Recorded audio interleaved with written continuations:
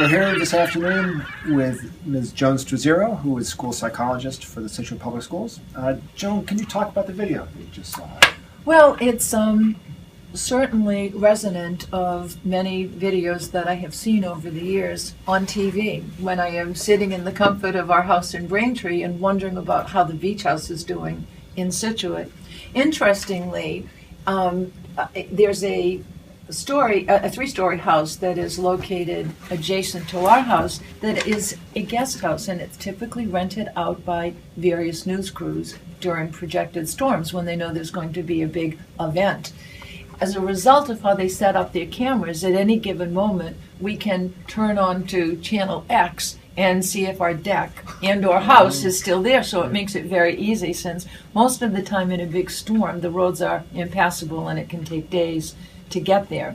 In fact, we slept at our beach house last night and, kind of in the process of closing up, and I literally stepped on pieces of lobster as I was going up the front stairs. So it's, reminiscent of, the video's reminiscent of a storm that occurred a week ago. And it's interesting, as we were talking in preparation for this brief interview, you kind of made me think about what is the response that a homeowner should have when confronted with decision-making about, given the inevitability of the ocean coming closer and closer and closer, what are the options and what do you do?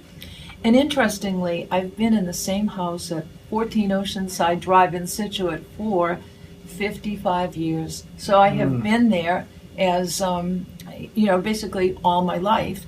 And during that time, can give one poignant example of when I was a kid and the water hit the seawall, we would all go running to get our parents and say, there's a tidal wave, there's water touching the seawall.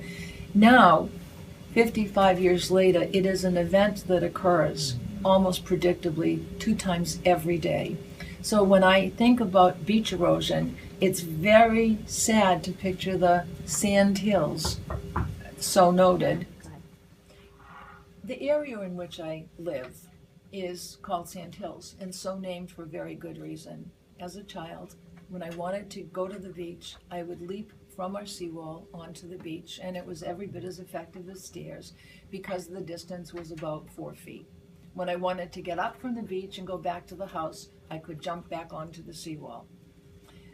I look now and I would think it's a suicide contemplation when you look over the edge of the seawall, because the seawall has since been shorn up by big, enormous boulders that were brought in by the Army Corps of Engineers. And the seawall itself has eroded. When I was a child, I was told that approximately 1/3 of the seawall, about 10 feet, 12 feet, was visible. 2/3 was under the sand. The problem that we're seeing with our seawalls now is that as the sand has eroded, they have become literally top heavy. They are not embraced or enfolded or protected by the sand to the degree to which, I'm forgetting my prepositions, they were designed. So I think one inevitability is that we know that the ocean is continuing to rise. Science tells us that, global warming, etc. The second thing is that literally the mechanics of the seawall, the construction itself, would be suggestive of the fact that it can't survive. It, being the seawall as a global entity, can't survive continued assaults that are only going to get, I would assume, more prominent and, may or may not get more frequent. And that depends on long-range storms and meteorology and things I certainly don't understand. You had asked about what are some of the options that people might consider if they live in a house that is literally attached to a seawall in a coastal town. And a microcosm is that thinking about my own little world, those small houses that abut my own house, it's interesting to think that people have gone to kind of two extremes, and then I guess I would say I myself fall perhaps in the middle. We have now elevated our house twice. We meet or exceed flood standards, and it is a 17-step jaunt from our driveway to the porch. From the porch, it's another step into the house. From there, it's another 15 steps to go up into one of the bedrooms. So if, God forbid, you forget your car keys in the car and have to run back upstairs, it's not a happy journey. But at any rate, that's one option, and that is to utilize some of the grants that are available. Unfortunately, we were not in that catchment area for grants when I understand they now are supporting homeowners 100% of the cost. As I said, we managed not to find those kind of things, but that is an option. State or federal, do you know?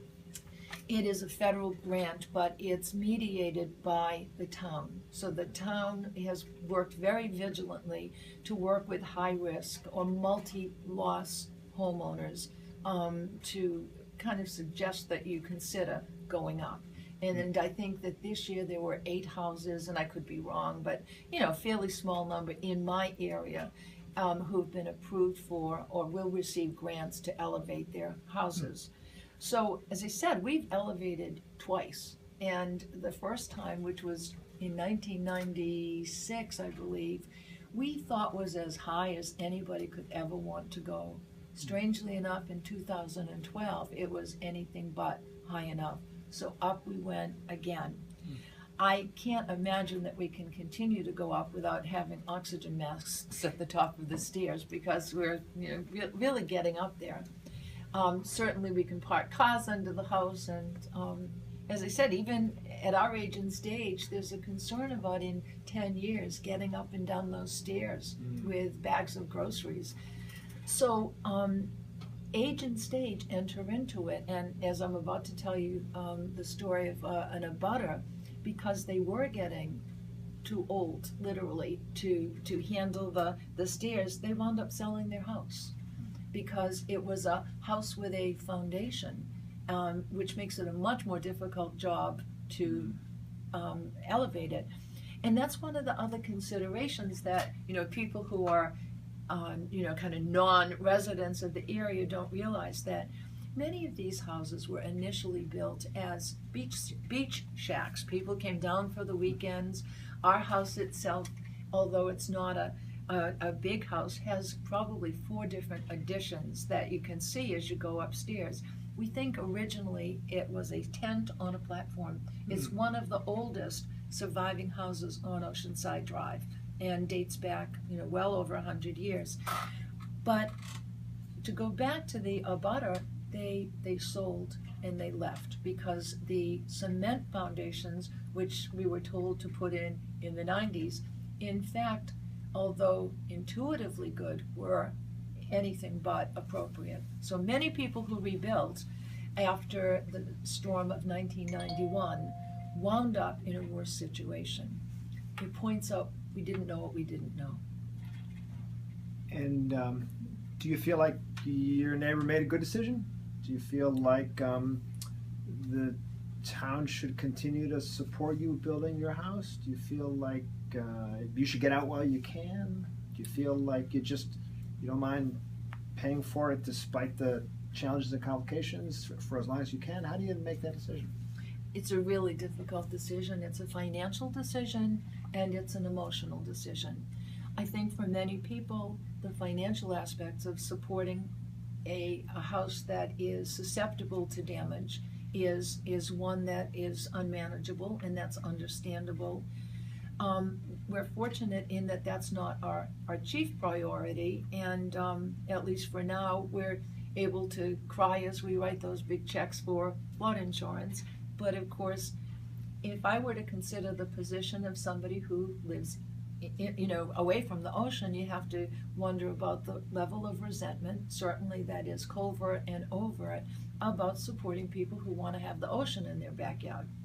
So it's a difficult decision. It's, as I said, financial, but the much more important thing is emotional. For me, the house on the seawall has been home for all those years, and it's a very difficult decision to walk away from something that's been your nest, so to speak.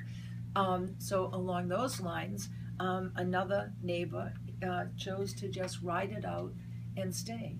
They have made the decision that although they probably won't qualify for flood insurance under the impending new rules, they would rather take the chance and hope, and that's all you do is hope that there's not another major storm. So basically, to kind of collapse it, a couple different options. You can elevate, you can move, or you can finally cross your fingers. Well, thank you very much.